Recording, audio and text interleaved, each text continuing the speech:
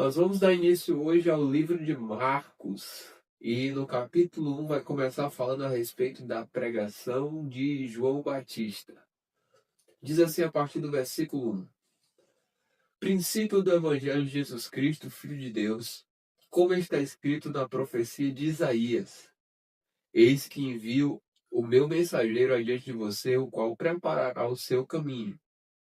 Voz do que clama no deserto, preparem o caminho do Senhor, endireitem as suas veredas. E foi assim que João Batista apareceu no deserto, pregando o batismo de arrependimento para a remissão de pecados. E toda a região da Judéia e todos os moradores de Jerusalém iam até ele, e, confessando os seus pecados, eram batizados por ele no rio Jordão. A roupa de João era feita de pelos de camelo, ele usava um cinto de couro e se alimentava de gafanhotos e mel silvestre. E João pregava dizendo: Depois de mim vem aquele que é mais poderoso do que eu, do qual não sou digno de, curvando-me, desamarrar as correias das suas sandálias. Eu batizei vocês com água, ele, porém, os batizará com o Espírito Santo. E agora vai falar sobre o batismo de Jesus a partir do versículo 9, diz assim: Naqueles dias Jesus veio de Nazaré, da Galiléia, e foi batizado por João no rio Jordão. Logo ao sair da água, Jesus viu os céus se abrindo e o Espírito descendo como pomba sobre ele. Então veio uma voz dos céus que dizia: Você é meu filho amado, em quem me agrado. A partir do versículo 12 vai falar sobre a tentação de Jesus. Diz assim: E logo o Espírito conduziu Jesus ao deserto, onde ficou durante 40 dias sendo tentado por Satanás. Estava com as feras e os anjos o serviam. E aí vem falar agora a partir do versículo 14 a respeito do começo do ministério na Galiléia. Diz assim: Depois de João ter sido preso, Jesus foi para a Galiléia pregando o evangelho de Deus. Ele dizia: O tempo está cumprindo e o reino de Deus está próximo. Arrependam-se e creiam no evangelho. Agora, a partir do versículo 16, fala sobre Jesus chama 4 pescadores. E diz assim: Caminhando junto ao mar da Galiléia, Jesus viu os irmãos Simão e André, que lançavam a rede ao mar, porque eram pescadores. Jesus lhes disse: Venham comigo e eu farei com que sejam pescadores de gente.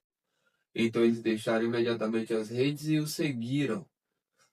Pouco mais adiante, Jesus viu Tiago, filho de Zebedeu, e João, seu irmão, que estavam no barco consertando as redes. E logo os chamou. E eles seguiram Jesus, deixando o seu pai Zebedeu no barco com os empregados. O contexto agora vai ser a cura de um endemoniado em Cafarnaum. Fala isso a partir do versículo 21, diz assim: Depois entraram em Cafarnaum e logo no sábado Jesus foi ensinar na sinagoga. E maravilhavam-se com a sua doutrina, porque os ensinava como alguém que tem autoridade e não como os escribas. E logo apareceu na sinagoga um homem possuído de espírito imundo, o qual gritou: O que você quer conosco, Jesus Nazareno? Você veio para nos destruir? Sei muito bem quem você é, o Santo de Deus. Mas Jesus o repreendeu, dizendo: Cale-se e saia desse homem. Então o espírito imundo, agitando-o violentamente e gritando em alta voz, saiu dele. Todos se admiraram a ponto de perguntarem entre si: Que é isto? Uma nova doutrina? Com autoridade ele ordena aos espíritos imundos e eles lhe obedecem. E a fama de Jesus se espalhou depressa em todas as direções, por toda a região da Galiléia. A partir do versículo 29 fala sobre a cura da sogra de Pedro, diz assim: E, saindo da sinagoga, foram com Tiago e João para a casa de Simão e André. A sogra de Pedro estava de cama, com febre, e logo deram essa notícia a Jesus. Então, aproximando-se, Jesus pegou na mão dela e fez com que ela se levantasse. A febre a deixou e ela passou a servir-los. A partir do versículo 32 fala sobre muitas outras curas. Diz assim: À tarde, depois do pôr do sol, trouxeram a Jesus todos os enfermos e endemoniados. Toda a cidade estava reunida à porta da casa, e ele curou muitos que se achavam doentes, de todo tipo de enfermidades. Também expulsou muitos demônios, não lhes permitindo que falasse, porque sabiam quem ele era. Agora Jesus prega nas sinagogas a partir do versículo 35, diz: Tendo se levantado de madrugada, quando ainda estava escuro, Jesus saiu e foi para um lugar deserto e ali orava. Simão e os que estavam com ele procuraram Jesus por toda parte. Quando o encontraram, lhe disseram: Todos estão à sua procura. Jesus, porém, lhes disse: Vamos a outros lugares, aos povoados vizinhos, a fim de que eu pregue também ali, pois foi para isso que eu vim. Então ele foi por toda a Galiléia, pregando nas sinagogas deles e expulsando os demônios. O contexto agora é a cura de um leproso. A partir do versículo 40 diz: O leproso se aproximou de Jesus e lhe pediu de joelhos: Se o Senhor quiser, pode me purificar.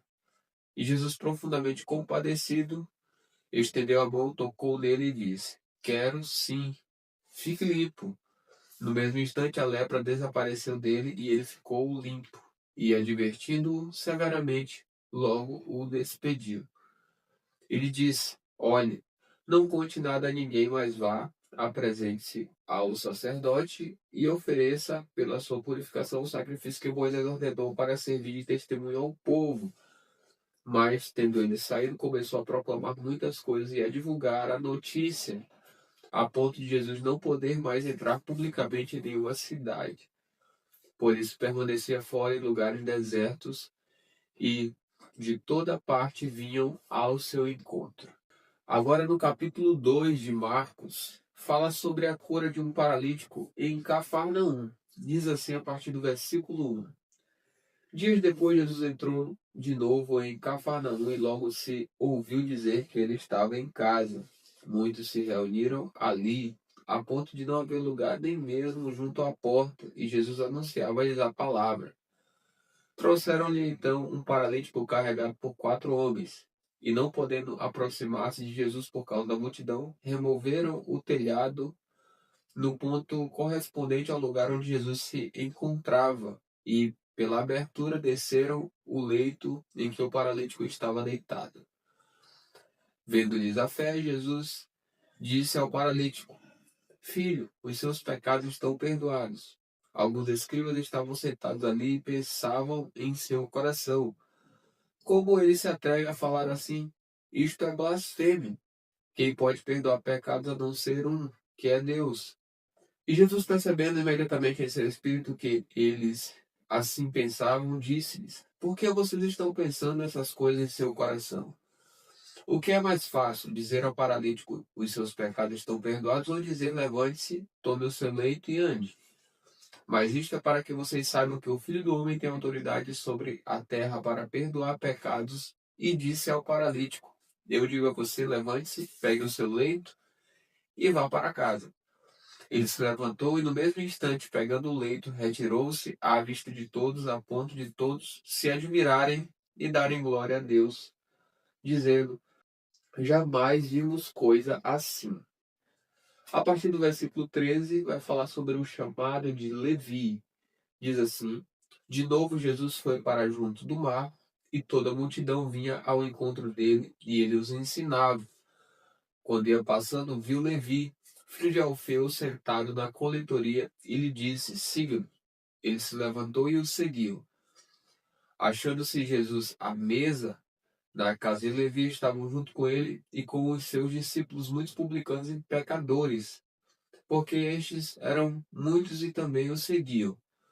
Os escribas dos fariseus, vendo Jesus comer em companhia dos pecadores e publicanos, perguntavam aos discípulos dele: Por que ele come e bebe com os publicanos e pecadores? Tendo ouvido isto, Jesus lhes respondeu: Os sãos não precisam de médico, e sim os doentes. Eu não vim chamar justos, e sim pecadores.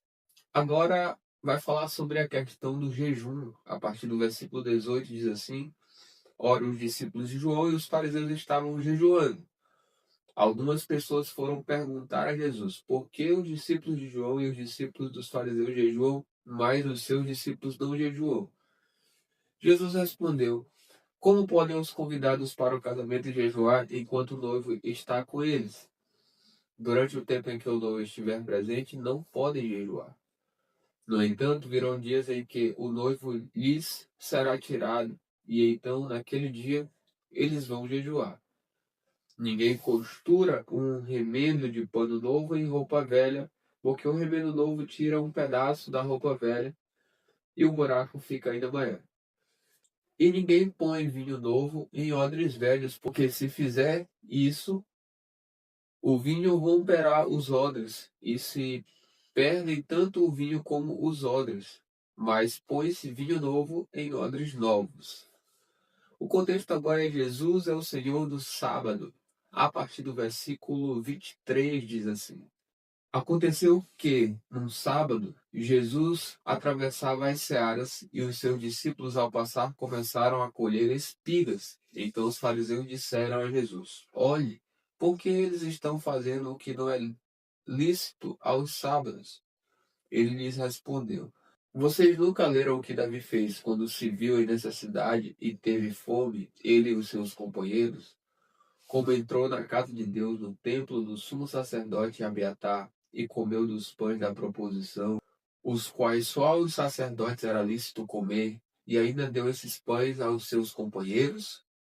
E Jesus acrescentou: O sábado foi estabelecido por causa do homem, e não o homem por causa do sábado. Assim, o Filho do Homem é Senhor também do sábado. Agora, no capítulo 3 de Marcos, fala sobre o homem da mão ressequida. Diz assim a partir do versículo 1. De novo, Jesus entrou na sinagoga, e estava ali um homem que tinha uma das mãos ressequida. E eles estavam observando Jesus para ver se curaria aquele homem no sábado, a fim de o acusarem. Jesus disse ao homem da mão ressequida: Vem aqui para o meio. Então ele perguntou: É lícito nos sábados fazer o bem ou fazer o mal?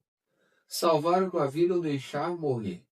Mas eles ficaram em silêncio. Então Jesus, olhando em volta, indignado e entristecido com a dureza do coração daquelas pessoas, disse ao homem: Estenda a mão.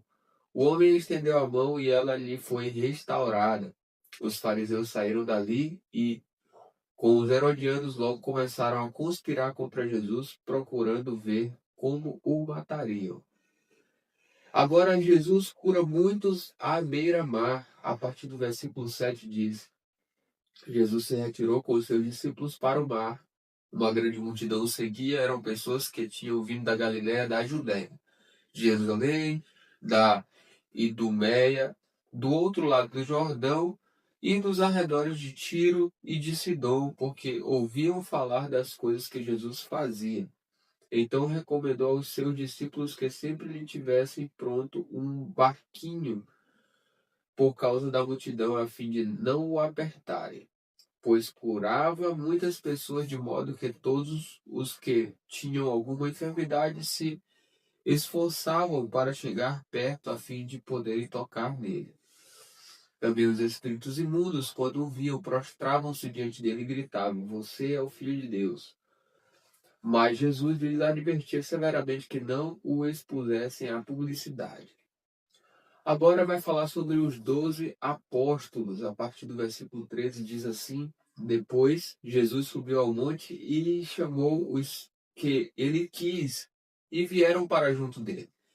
Então designou 12, aos quais chamou de apóstolos para estarem com ele e para os enviar a pregar e a exercer a autoridade de expulsar demônios.